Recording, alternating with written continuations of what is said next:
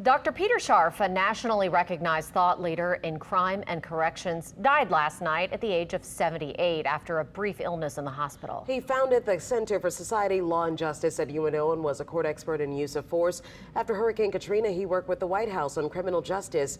He has been on the faculty at Tulane and LSU Health.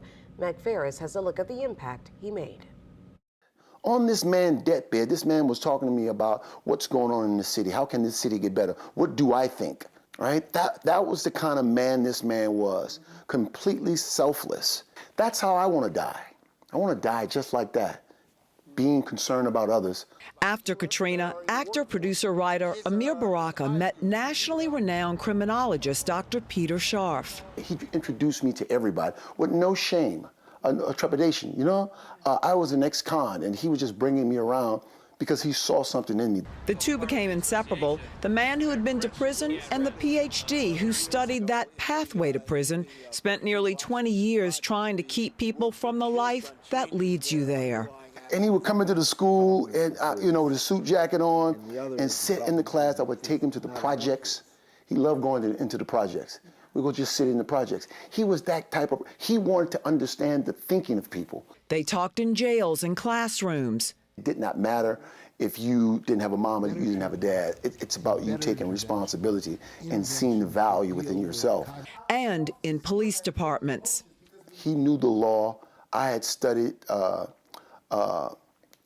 racial bias and emotional intelligence, so I would teach that component. Every other Saturday, Peter gathered academic professionals like Dr. Ron Kennedy Bailey, head of LSU Health Psychiatry, to find solutions to the violence. I clearly think that his heart was in the right place.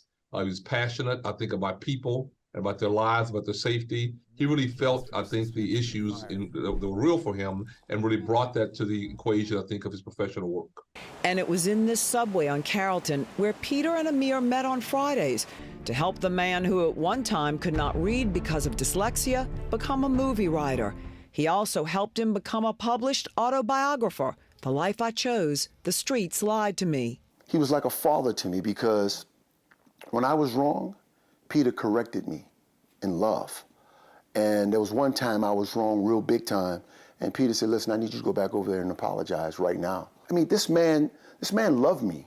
Meg Ferris, Eyewitness News.